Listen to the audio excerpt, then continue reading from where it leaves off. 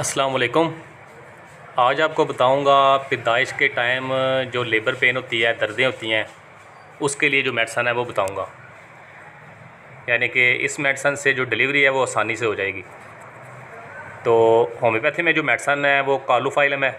ये आपने 200 ताकत में ले लेनी है या 1 ml ले लेनी है।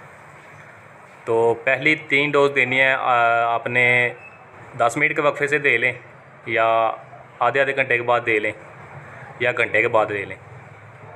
तो ये आपने मेडिसन इस्तेमाल करनी है तो तकरीबन 20 मिनट में या आधे घंटे में जो डिलीवरी है ना वो नॉर्मल आसानी से हो जाएगी, और पेन जो लेबर पेन बहुत ज़्यादा होती है वो नॉर्मल हो जाएगी। इसके अलावा जो देसी मेडिसन आपने इस्तेमाल करानी है वो आप पिक्चर में चेक कर सकते हैं। उजलाती गुद्दी मसल के नाम से है, ये आपने इस्तेमाल करानी है।